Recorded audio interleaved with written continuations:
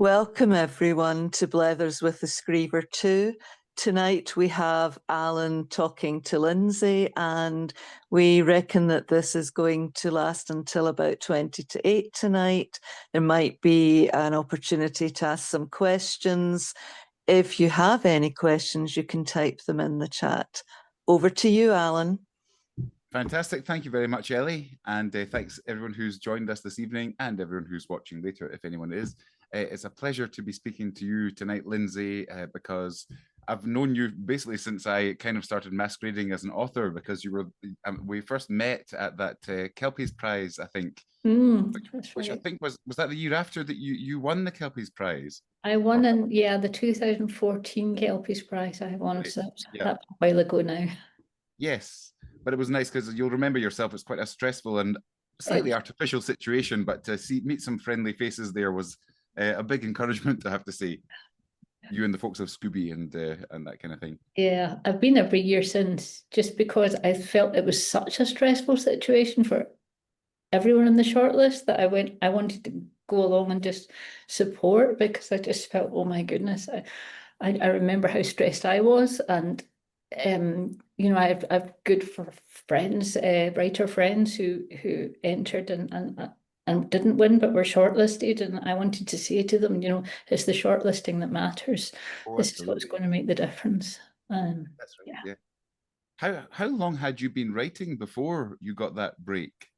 Not long, because I had wanted to be an author as a child. It was my childhood dream, and I'd written a short story when I got to about 20 for a Cosmopolitan magazine, and it was shortlisted, but it didn't win, and I gave up.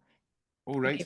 Yes, no resilience, no. You didn't believe that shortlisting is the thing that counts back in those days? No, which is what irritates me so much now. I think, oh my goodness, what a fool I was, because you know, it should have been validation. I should have thought, oh my goodness, if I keep trying, I will make it. But no, I just thought, oh well, never mind, we'll do something else. And I became a teacher and brought up 4 kids, and you know, life was good, but it was only in 2013 that I suddenly realized this isn't going to happen to me. You know, I'm going to have to make this happen if I want it. And then I started to write, and by that time I'd realized disappointment isn't the end of the world. You know, it's not tragedy. Very true. Very true. I think we might come back to the notion of sort of competition in the arts a bit, because I get the sense from your books, and forgive me if I'm wrong, but both of us come from a teaching background, and I think we both have similar attitudes to some of the youngsters that we've taught, and it kind of comes out in the stories, in that I feel we both have a bit of a fondness for the quirky kids. And the indeed. Personality. Yes, and the ones who maybe aren't best served by the sort of competitive element of school life, where it's kind of marks based, and kids can be very conscious of where they're ranking in the class, sort of thing, can't they? Absolutely, yes. I found school very difficult myself, so I think that kind of comes through, that I understand what it's like. I spent most of my childhood, I think, in my head, you know, in a completely different place from everybody else. It's a nice place to be, and it's nice, I think, to have teachers who can recognize that in the youngsters that they're teaching too, because I feel that those are the kids who sometimes slip through the cracks or don't put their heads above the parapets, but you've no idea what a rich internal life is going on and how much imagination is going on in there until you ask, really. Yes, those were the kids. I mean, I loved all the kids. I've never met a kid I didn't like, but yeah, so some of them were really special. And would you read to the class? And if so, what were some of your top picks for a good class read? A good class, well, I mainly taught primary 1 and 2, and I don't write, generally speaking, for that age group, but I loved reading picture books to them. You know, that's something I did as often as I could get away with it. And just that idea of getting them to love stories was super important to me, because it makes such a difference. And every parent's night I'd be saying that, yes, they're starting to decode, they can read, but please keep reading to them, you know, read to them as long as they want you to. And it's such a special moment in the day as well, isn't it? I mean, it's the most magical way to end a day with the kids, is to Korean and have a wee tale in that. Is Absolutely, absolutely. I think my favourites, I mean, I had so many favourites. You know, Julia Donaldson's just fantastic. So I always read hers. And, but yeah, it just about anything can be turned into a good story.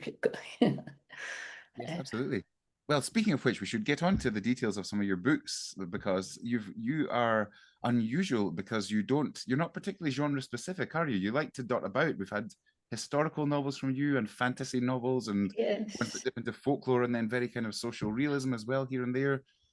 I Where think do you start from? I think because it took me so long to get round to it, that I had lots of ideas, and I didn't want to be kind of tied down into writing the same book again and again and again. And I just wanted to have fun with it. You know, I knew it wasn't going to make me rich. I knew it wasn't going to make me famous, but I wanted to write books that were going to matter to kids, and that they could really enjoy. And I wanted to write the sort of books I enjoyed, and I enjoyed history, I enjoyed fantasy, you know, I wasn't kind of tied down as a child to it. So I thought, well, I'm just going to write like that too. Brilliant. Yes. I think that's the way to be. And I think the most interesting books to read are the ones that are being written by folk who aren't really writing for what's selling best at the moment. You know, I think that's a bit of a hiding to nothing where depth is concerned, possibly. I'm sure there are exceptions, but it's nice to read something that's written because of an original spark of inspiration rather than because of what the market happens to be doing at any given point. So congratulations on Linnet and the Periwinkle Flyer, which I have now finished and absolutely loved. I thought it was a brilliant adventure story, and that wish fulfillment of being able to fly, you know, is just the one of the key things I can remember from some stories I enjoyed as a boy. And what brought you into the steampunk genre? The steampunk. Well, I wanted to write something about flying machines because I had been inspired by, I'd gone to the Riverside Museum in Glasgow a few years ago and saw Percy Pilcher's bat. And I thought, wow, that's incredible. You know, it's so fragile, but he flew in it. He flew in it. He was almost, if he hadn't died, he may have been the first person to powered flight, because he was putting an engine into his gliders. He was getting there. But then when I read more deeply about him, I realized how involved his sister Ella had been, and she didn't get any credit. You know, like when the newspapers came, they talked about what a good cup of tea she'd made, and oh my goodness. But she flew in those planes, she built the wings, she did all the sewing of the wings, and yeah, I mean, she was very much there. And I thought, I want to write a book about a female inventor, and add some fantasy and fun to it. But that's also great. smallpox. So she is actually partially based, Mrs. Periwinkle's partially based on a historical figure. Yes. Yeah, that's fantastic. I thought a little bit of Ada Lovelace while I was reading the story, who I know mainly from a fantastic graphic novel about her life and her and Charles Babbage's adventures, which is quite fun. But that I don't think we'd have any argument that we've missed a lot of important figures from engineering and invention in the 19th and 20th centuries because of those prejudices.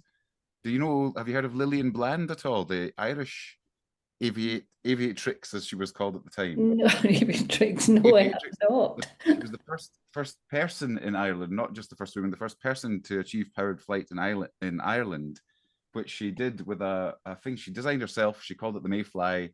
She had to use her aunt's ear trumpet as a fuel hose and an empty whiskey bottle for the fuel gauge and things like that. But she got off the ground and flew. And yeah, I wrote a song about her for a science show a few years ago. Oh, fantastic. So yeah, great figures to hear about that. Yes. And I loved that. I really like, which a thing I like a lot about the books of yours that I have read is the central relationships between different generations, because I think it's almost too easy to make it a combative relationship, because I think there's a notion that children only want to read about rebellious children who don't get on with the adults kind of thing. And I don't think that's true. I think that for a lot of kids, the most important relationships in their lives probably are with the adults in their lives. So when you read about a really good complex one that is a bit niggly and a bit kind of combative, but is also really mutually respectful between the generations, as it is with Linnet and Mrs. Periwinkle, I thought that was really beautifully done.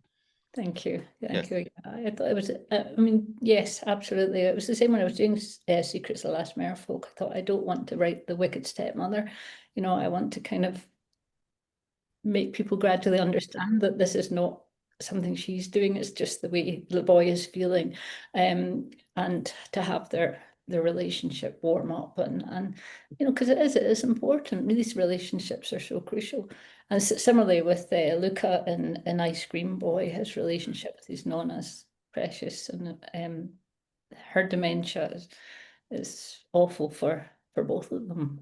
I thought that was an astonishing book, by the way. Really, an amazing achievement. And you don't shy away from social realism in the Periwinkle Flyer either, when you're talking about the ravages of smallpox and the conditions of in the laundrettes and the nunneries, the orphanages and things. It's there to see. Is it important Dark. to you not to be too kind of anodyne and fairy tale in the stories? Absolutely, yes, because I mean that's what I wanted to read when I was a child. I wanted the kind of real history. I didn't want it sugar coated, and yes, they were dark times. You know, we can talk about the good old days, but Victorian times were not, and so many times in the past were not. You know, there was conditions that we just wouldn't believe nowadays, and disease, and the whole, when I was writing Lynette. It was 2019 and everything was fine. But then when we started to think about marketing the book, it was 2020, and all of a sudden the whole hunt for the vaccine and the Edward Jenner and all the work he did and the vaccine skeptics, it was just, yes, a bit close to the bone. Yes, living through history is maybe you don't always want to be living in historical times, do you? Yes. Aye. It was tricky. I enjoyed the descriptions of the flying. I just thought that was great. Did you ever read Enid Blyton as a child at all? Yes. Did you know the Faraway Tree books? Absolutely, yes. There's one episode of one of those where the kids go up into Toyland or something, and there's a plane that they can just work by lifting the levers and going up and down, and that was so dreamlike for me.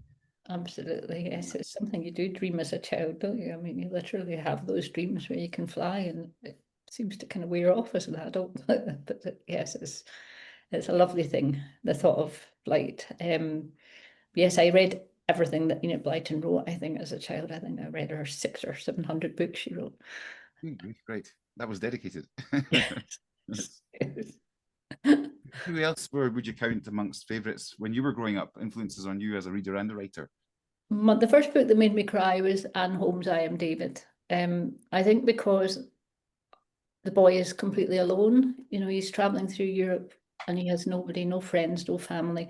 And I was sharing a room with my two sisters. I had another wee sister in another room, and my wee brother. You know, I was surrounded by people, and I just had to, it was a real lesson in empathy. And I always say that to kids in schools, you know, be readers, because it really helps build empathy. It makes you a kinder, better person, because you start to see things from other people's perspective and think, what would that be like to be them?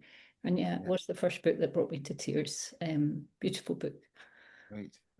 I don't know that one, but yes. Oh, I Am David. Oh, yes, do read. It's I will. Making me stunning. note, actually.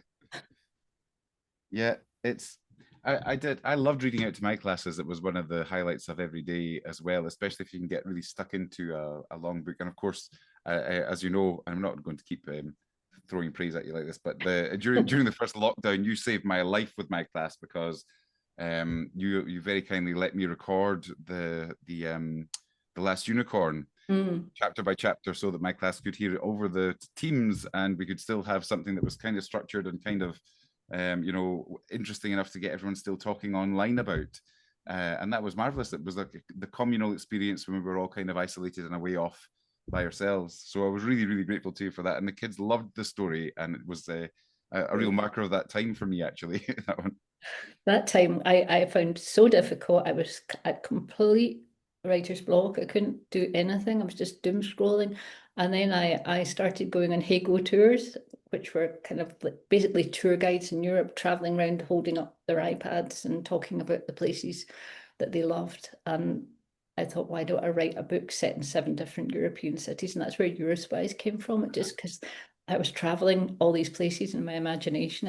That saved me. You know, it was just a way of getting out of my head and into other places. Yes. It was wonderful. Writing and reading as escapism, I think, yes. It's another thing about the school approach, which I worry about this about everything that we do in school. But I think as soon as something becomes a school thing, it's kind of it's in that school thing bracket where the kids are concerned. And even if they're enjoying it at school, that still means it's not really, it's kind of, well, that's for that, it's not for this other bit of our lives. And those other bits of their lives are so crowded now with all the options they have for entertainment and distraction and things like that. So we miss, when we're trying to get them to get things correct in reading, we miss the most important aspects, which are this can save your life. You know, this is genuinely therapeutic. It's peace. The book is going to be the same every time you pick it up. You're not going to be interrupted by pop-ups halfway through the page. You know, it's good for you. You don't need to do it because we want you to do it. You should try it because it's actually really good for your own development and your own kind of development of your taste and your mindfulness and things like that. It's such a precious thing. Yes, that's another thing I make a big thing of when I visit schools, and I do that kind of like 2 or 3 times a week, and I'm always pressing that message, you know, this reading is fun, reading is good for your self-esteem, be readers. And hopefully it makes a little difference, which is kind of what I'm looking for. You know, you're not going to get everybody, but if you can get something, then it's... The idea, like as you mentioned earlier, of really kind of writing what you would like to write or what you would have liked to have read as a child, I think, is it does give you that opportunity to get. It won't give you the opportunity to necessarily top the bestseller lists or be on the front Tesco or whatever other aspiration you might have, but to make one meaningful connection, like a genuinely meaningful connection with the kid who is actually going to be the one who picks up that book, and that's going to be their gateway into the world of reading. If you could do that just once, and you've done it countless times, you know, it's a that's the thing, isn't it? It's a huge thing. It's a huge thing. I remember being at a secondary school, and there was a boy who just kept his head in his hands this whole way through my workshop, and I thought I just haven't touched him at all. And afterwards, he went up to the librarian and asked if they had the Titanic Detective Agency in the library, and I just thought, you know, I was after something, you know, yes. And it just felt important. Am I right in thinking that that's probably your best known one, the Titanic Detective Agency? I think it's the one that got me over the border. Because, you know, you're very much known as a Scottish author who writes about Scottish things, and yeah, you can kind of stay there. And it was the one during lockdown, particularly, I started getting asked to do Zooms down to England, and it was always Titanic. And that book is the one that they read. And it's great. It's just fantastic. And I send school resources out to different schools all over the country now. And yeah, but I'm a complete Titanic nerd, so it's it's absolute pleasure. Were you that before you wrote the book, or did you get hooked in the research? I got absolutely hooked. My publisher said, could you write Titanic novels, but give it a Scottish twist? And I thought, I can't, no, not really, no. I don't know anything about Titanic, first of all. And secondly, it didn't really have anything to do with Scotland. The only Scottish accent I could remember was William Murdoch, and he was 39, you know, first officer on Titanic. And then I found Bertha, you know, second-class passenger, 12 years old, from Aberdeen. And I thought, this is wonderful. And she'd written about her experiences on Titanic, and she had descendants. You know, I was able to speak to her granddaughter and say, I'm writing a book about your granny. And yeah, once I'd started getting into the whole story, I could have written about everybody, because they've all got their own stories to tell, haven't they? But then that enthusiasm leads to some great teaching resources, because the readers can then start to fill in the blanks with some of the other characters, can't they? And absolutely, I keep saying that to the kids when they go out. You know, I do a little workshop with another 2 child survivors in Titanic, and I say, nobody's written their stories yet. You know, you could be the author of their stories, or choose somebody else and write their story. Because and then we do the hard Titanic questions, and I debunk the conspiracy theories. And honestly, I'm just such a nerd. That's great. Well, that's fab. What a lovely thing to have found through your writing. That's just great. Yeah, it's great. I know the primary 7s in Kirkcudbright Primary thoroughly enjoyed it last year, and we're grateful for your kind message as well, by the way. That's what you said. So you mentioned the Scottish scene there. I'd be interested to maybe dig into that a wee bit. I mean, how would you characterize children's writing in Scotland at the moment? Is this a boon time? I know we're struggling with various funding streams and things, but yeah, it is a struggle. It definitely is. Funding has been cut in all areas.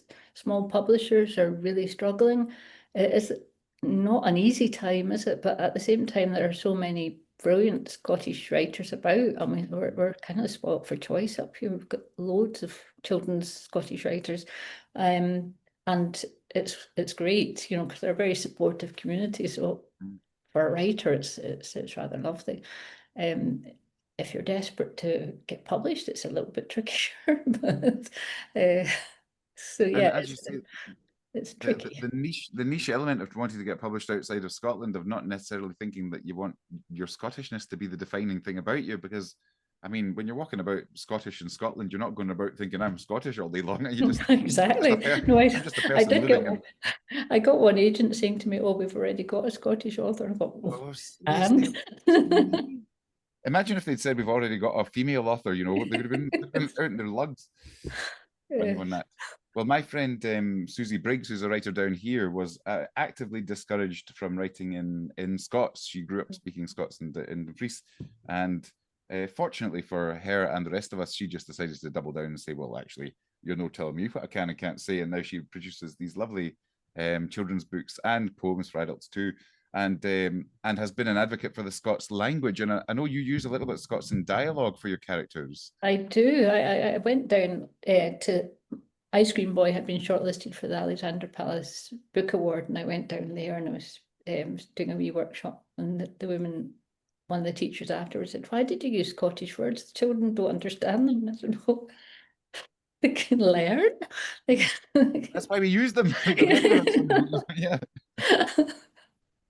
Oh, come on, let's just be. I mean, you know, it's probably pretty obvious from context because most of them are kind of like, They're quite close, aren't they? It doesn't take a great deal of decoding. If No. you can decode Roald Dahl's neologisms when he's doing his thing, then you can decode some actual existing words being used in context. Absolutely. I mean, it was, yeah, but anyway, you know, but I do use some Scots, yes, just because I enjoy it.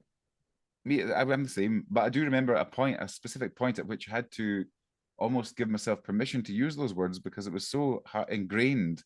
If you want anyone to read this, you'll not be able to put peely wally in there. You can't say someone's Blakey because they won't know what it means. And then just thinking, but actually, this is once you've been granted a narrative voice, you kind of feel you have to give it its length, hasn't it? You've got to let it say what it wants to say, and that was a liberating thing for me. I wonder if you feel liberated to use your kind of local dialect things. I do. I mean, I feel a little bit liberated generally. You know, I because I think I'm not looking to be famous, not looking to be rich. I'm not tied into a 6-book deal with a big publisher. I'm kind of pretty free to say what I like and feel what I like. And if you don't want my books, you know, it's okay. I mean, I'm pretty free with what I say. I'm a wee bit bolshy on social media, and good. Yeah, that brings me neatly, in fact, to the thorny issue of the competition that we have in the realms of the commercial book from the notorious celebrity authors, which you've been entirely rational and reasonable about, I think, online. But you did actually get into the Guardian with one of the. Yeah, I got yes, I was in 5 News or whatever it's called, and Independent, and yes, it got a bit bigger than I'd anticipated. All I'd done was I put up a picture of W.H. Smith's shop in Paisley and their children's section, and how it was completely dominated by celebrity books, and I'd named a few of the authors, the celebrity authors. I didn't tag any of them, and Matt Lucas's team, I'm not sure, said that they were very proud of their book. And I said, well, I'm very proud of mine too, but it's not there on the shelf. And they wouldn't really accept that perhaps their celebrity had something to do with the fact that they had this privilege of shelf space. And I thought we were having a discussion, but then he blocked me. And I said online, oh, he's blocked me. And then all these bookshops and authors came in on my behalf, and he apologized. Oh, well, good for him. Fair play. It's a tricky one because I think it's a shame to blame. I mean, obviously anyone who wants to write a book should be allowed to write a book. The problem isn't those folks. The problem is the industry that's decided, well, the only thing we're going to publicize, the only thing we're going to give big advances to is going to be these folk who have already written or had ghost written 15 very similar books on the same series kind of thing, and it does get wearing for people who are committed to the craft in a way, I think, you know. It's very hard. I mean, you can see the publishing is business, and you can see that if this is going to make them lots of money, then I guess it's got to be part of it. But it felt for a while in children's fiction that it was all it was. You know, it was really beginning to get silly. Everybody who was a celebrity was writing a children's book, and I just thought, well, this is right. ridiculous. And I don't know that it didn't really seem to correspond to a huge uptake in reading from No, it was getting worse. For all the claim, you know, people saying, oh, at least it gets them reading. But I always feel that argument, if it's not good, it's like saying, oh, well, you know, at least Candy Floss gets them eating kind of thing. You know, it's no, there's more to it than just actually picking up the book and reading it because your pals are reading it. You really want something that's going to connect and be worthwhile. And maybe some of them are. I have to say, I haven't really read any of them. David Williams, it was huge amongst the kids I was, or well, the reading kids, the readers, you know, which are a proportion of each class are already keen on reading.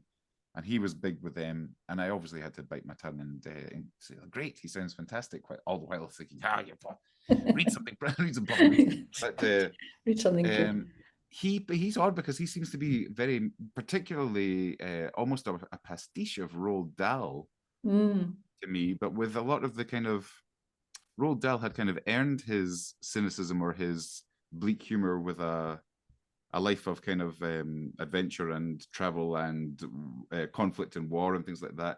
And I think that led to a bit more insight maybe than possibly David Williams has to offer, but it might be being unfair. I read one of his books when I was on supply in a school. I picked up one of his books and I started to read it aloud to class because the teacher was obviously had started it, and I was very uncomfortable. There was sexism, there was racism, I thought any other children's author in the UK would not have got this past their publisher. And that's just how I felt. I was just really thought, ugh. But yeah, did you ever see it rubbing off in some things that your pupils? Well, you went to primary 1 or 2. They were just little, so no, I was keeping them on the good things. On the wholesome stuff. Yeah. I certainly saw some. It was funny that I did see some actually cartoons were coming into people's stories in this last year. I gave up teaching in July, as you might know, and it's great. But the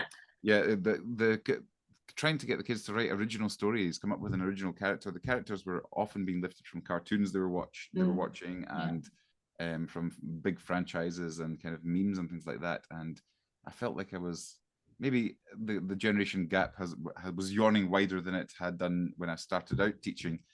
I'm not that old really, but you know. To be fair, I remember the first story I wrote when I was about 8 was about a dolphin called Flipper, and it was very much based on a TV series at the time. You know, I just kind of basically stolen it, but I must have taken it somewhere else. Just, I mean, that is definitely, that's okay. That was an early example of fan fiction, then I guess, was it? Exactly. Super. Have you got Linnet has only just come out? Is that right? Just this month? She came out. Yes, just in August. So are you in mid publicity tour? Are you book visits and things? I'm not really. I'm midst work. You know, I'm doing lots of school visits, but I do whatever the schools are looking for. So and if it's what they're looking for, you can get paid. Whereas if you're doing publicity things and tours, you don't, and I can't really do much free work. So a lot of it is based around Titanic, or based. The one I did yesterday was a Titanic workshop and a settings workshop, and most of my assemblies are really just about the kind of joys of reading and creative writing, how to write a story, and just trying to encourage rather than promote.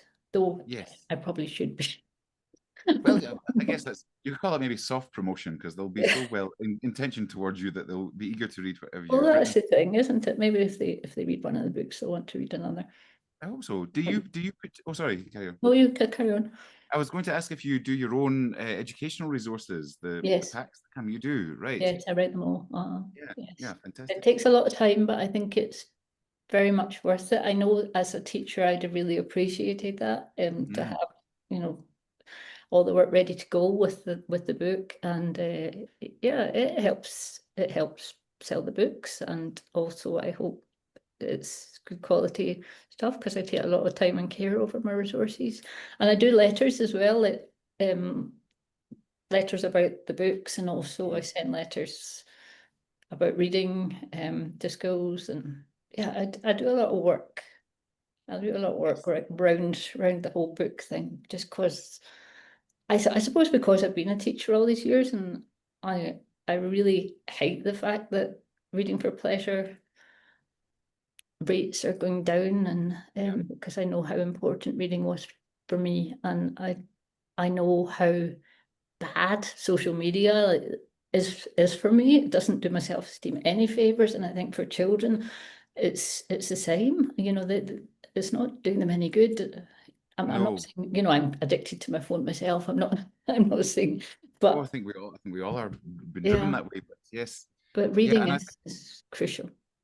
I worry that the drive towards digitizing every aspect of education as well is when schools. I've got a bee in my bonnet at the moment about schools continuously apologizing for not being what they were never supposed to be in the first place, and also forgetting what it is that they're good at. Primary schools, in particular, I'm talking about, and the fact that they could be an oasis from the world that we recognize as being quite dangerous and quite overwhelming for young folk. But to be drawing this technology in and saying, and just, you know, sending the message right from the start, well, if you're not screen literate and you're not tech literate, then you're going nowhere. Oh, and by the way, there's also this pesky paper and pencil stuff that you have to do sometimes. But and I worry particularly when kids are. I shouldn't worry. It's not my problem anymore. But you know, when It is, isn't it? AI is being used in art lessons, and you think, Yes. but that's not art, and you're giving a false sense of achievement. You know, you're to say that you've completed a thing when all you've done is dragged an icon or two about. The same goes for music. You know, you can just say make up a song about this, and boom, there's your song. And writing stories in class. And stories, yeah. Yes. And it will kid you on that you did it. It's a great flattery machine. You know, it'll tell you you're a superhero if you ask it to, but of course AI will tell you you're an artist and things. But missing the process, I think, is the sad part, because the process of creation is well, for me anyway, it often enhances my enjoyment of seeing something or reading something that someone's done, knowing something of the process that's gone into it, and the thought and the research in your case, and the footwork and things. And if all you've had to do, however dazzling it is or however well written it might appear, just tapping something in and then getting it out is not the same. It's not the same. It's never going to be the same, is it? And it lacks the passion, doesn't it? I mean, the genuine passion that you might have for your subject that you've researched and you've put in, and you've the love and the care, and it's all missing. Yes. And I suspect you don't build the self-esteem that we build by actually achieving something through practice and effort is undervalued at the moment. I think it's kind of quick results, but that again is false. And we know that children are suffering with self-esteem at the moment and anxieties and things. And I that's think my new book that I'm writing at the moment, is about anxiety. Yeah, it's about 2 kids with anxiety. So I'm 30,000. I was 30,000 words in, and I'd said at the end of June, I'm going to finish this over the summer. And then my dad died at the end of July. So I have written nothing at all. So I'm hoping to get back to it either this month or next to see how. Well, good luck. That's an important thing to be writing about at the moment. Yeah, I feel it's got. I really want to write it, and I just had to put it aside for a little while. Of course. I'm sure get back. I did during lockdown or just after lockdown that I did a judged or shortlisted a poetry competition for the Poetry Society that teenagers had been writing, and it was fantastic work.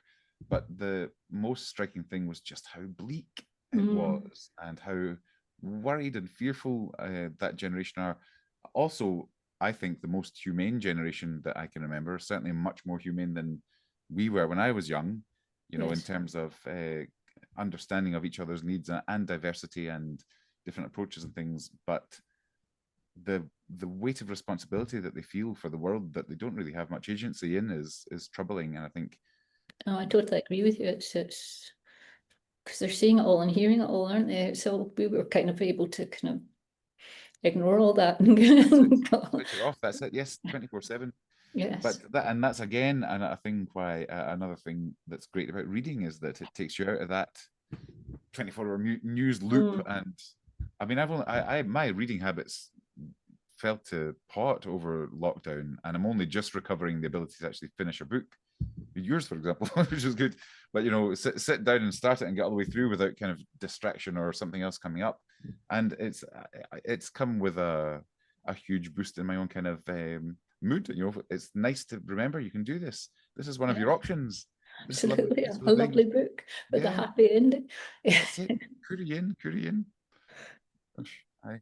Well, would you like to talk a little bit more about oncoming projects, or will we see if anyone's got questions? Questions would be lovely, yeah.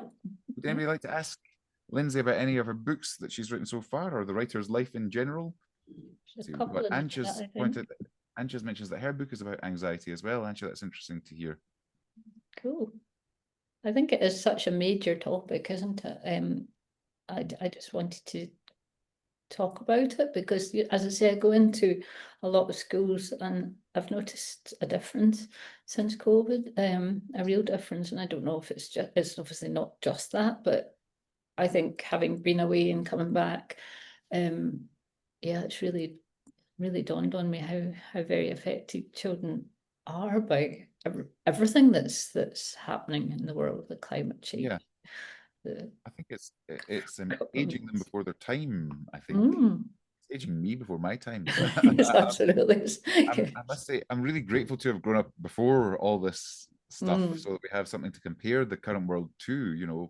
Because if you're 6 years old at the moment, then you're second or almost third generation digital native, and you've got no point of reference for a time when that wasn't how we conducted our business, when it was face to face, or I remember my childhood, it's a childhood of late 60s, early 70s, where I just ran absolutely wild. And the things I got up to as a teenager, imagine if they were still, they're online facing me now. It's just a horrendous thought, isn't it? I mean, the fact that we could get away with stuff and it was just much more fun and relaxed than life can ever be now, when there's, if you fall over, somebody's there videoing it to put up in TikTok.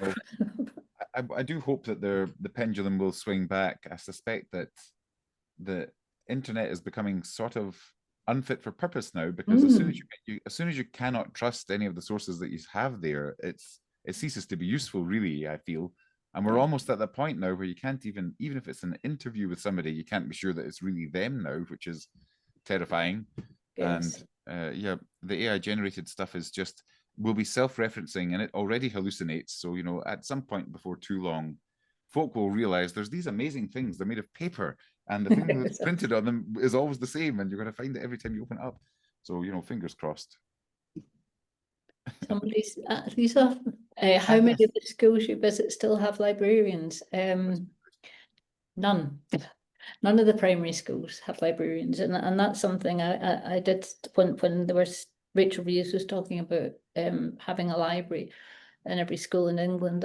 I said, well, we'll need to have librarians, even if they're like 2 or 3 schools sharing a primary school librarian. But because without a librarian, you've only got bookshelves. You don't have a library. Nobody's sorting the stock. Nobody's buying in the new books. It's just kind of sits there, and and all the other stuff that the librarian does, the events, the library, the school library. When I was a child, there was a library, and it was somewhere I could go to escape. It was somewhere I could get away from when I was a teen, and get into somebody else's more exciting adventures.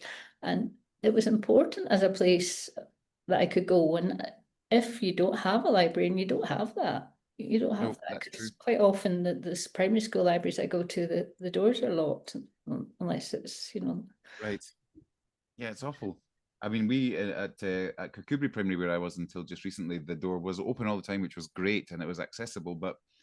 And it's a lovely library. They were very lucky. But had there been a librarian there to keep things in order, I just think it sends a message that this is really important. These things are important, because with the best will in the world, you can't really expect 5 to 11-year-olds to necessarily look after things particularly carefully. But of course, if you go into a library that's untidy, you're 10 times more likely to leave it untidy yourself. If you go into a library where you understand there are expectations, there's someone there who is expert, knows where things are supposed to go, will help you out. It just raises the level of respect for the experience, I think, to some extent. Absolutely. And they can organise all these kind of events, you know, the author events and things like that teachers don't have time for. I think that the issue is that teachers are going to be landed with, you're the librarian, you get on with that, and where are they going to fit that in? You know, it's just alongside being a nurse and a social worker and absolutely, and, yeah, you know, a clown and you know, all the other things you have to be. Yes. Entertainer. I was over in Hawick last week at Hawick Library for a couple of school events there, and it's a stunning Carnegie purpose-built library. I don't know if you know it, one of the proper 19th century, and it's threatened with closure. So it's even public libraries are not getting the respect they deserve. Yes, that's awful. Troubling. But again, hopefully that will change. You would hope so, but Glasgow got rid of a lot of their school librarians, and I just thought, what are you doing? What are you doing? Yeah, I know you're short of money, but that's not it. You know? It's a false economy, and it will become very clear quite soon what a false economy it is. I think not having, you know, not encouraging literacy. It's a sad state. Anyway, that's we don't want to get too negative.